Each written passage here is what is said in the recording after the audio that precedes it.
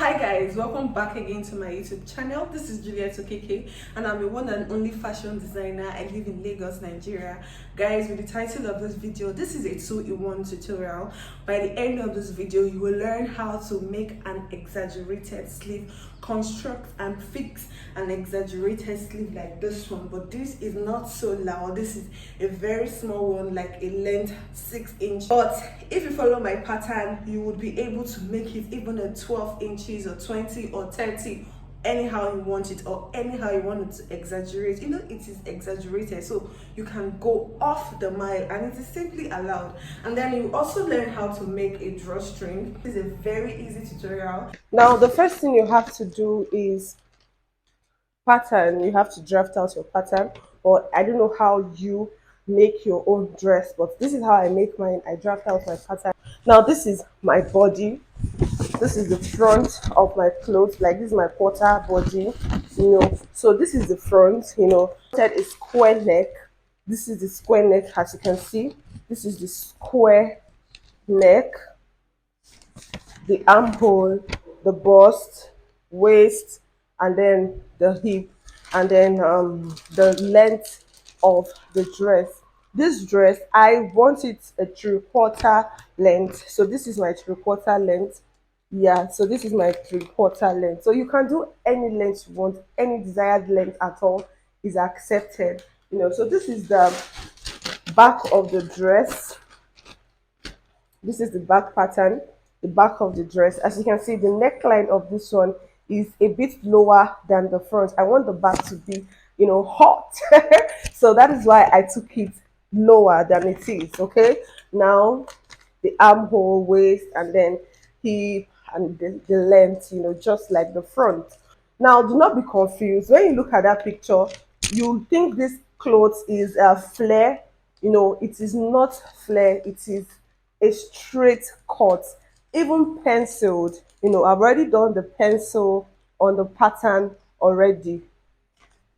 This is it here. This is my hip or my bum and then, yeah, so this is the pencil. I did the same thing at the front. Now I'm going to cut the dress and come back. After cutting the dress, I would have to locate where I want the slit to stop. That is exactly what I did. I located where the slit will stop. Now, if this clothes is for a client or someone that is not close to you, you have to get the length of the slit on the person's body. You get the measurement immediately while taking your body measurement. Now cut the slit open just like this. Sorry, I'm not using a table. Cut the slit open like this, and then take your ruler, a straight ruler, and then this is the line of where this drawstring is going to come through. So from the waist down to my slit, from the waist connecting down to my slit. Then after I do this, I'm going to get a plain material. I'm going to get like the fabric, and then measure 2 inches or 3 inches. That's sewing allowance. Measure it like this, and then turn over to the back of the dress and sew it like this. This stuff on the material is like the pieces I used to make the space for the drawstring. As you can see, it is 2 inches, 1 inch for one rope, another 1 inch for one rope. Sew it neatly at the back. If you want to put it at the front, you can also, but the back makes it neater. So after that, you're going to make a rope. Prepare a rope. I don't know what's the best thing to call this, but I call it a rope. Sew it neatly, and then you have to connect it inside the hole you have made. That is the drawstring. Okay, that is me connecting it inside. Yeah, so after the connection, this is what I have. That is what you are going to pull to get the drawstring.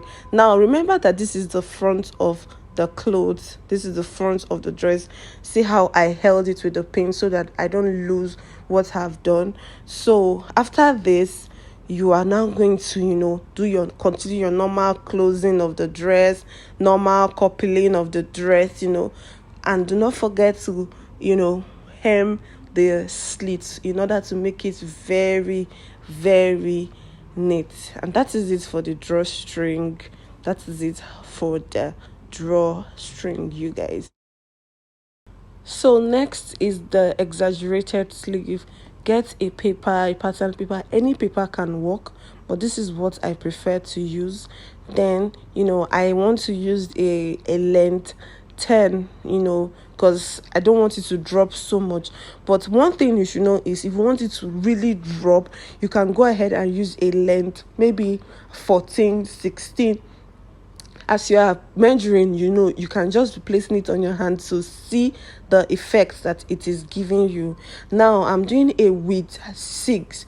You can do a width 10, a width 20, a width 30, depending on what you want to do, but this is just to show you like the basics. This is how it is being done on a paper. This is it here.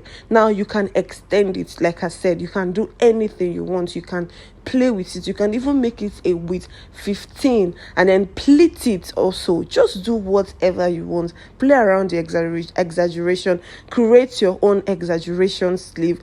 Do your own thing. Play with it. Do not even be limited to just this tutorial. Just play. Think out of the box and do your own thing. Okay, the end of the sleeve, that's the armhole, is half of the width. I use a width 6, which means the armhole is going to be 3. Okay, so after I do this, connect it with your pencil to give you this curvy effect.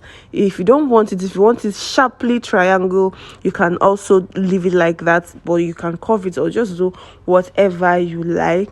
So cut it out and add your half-inch allowance, half-inch sewing allowance while cutting it on your material. Do not forget to add your half-inch allowance. If you do not add it, it will affect the length and the width of the sleeve. Okay, so this is it here. This is the sharp one, and then this is the slightly curved one. So I'm using the slightly curved one. Yeah, so that is my half-inch allowance, and that stuff inside is called a foam. That foam will make it stand. It will help it stand. You can use collar stay, you can use back pad stay, just use anything just to make it stand. I'm using a foam because that is what I have, breast pad or something like that, but you know what it's called now. So you just use it, put it inside and then use lining to cover it out, so to get and make a clean job. Okay, so this is me cutting it out now, cutting out the main fabric that we are using. That's the main thing that's going to be seen. Every other thing will be covered inside. Okay, so I've already added my half-inch already to the foam. That is why I'm just going all the way cutting. So guys, at the end of the day, this is what I have. This is the lining, and then this is what we are getting. This is what is going to be outside. I really hope you enjoyed this tutorial. If you have any question, please do well to ask me and I will answer you. Thank you so much for watching.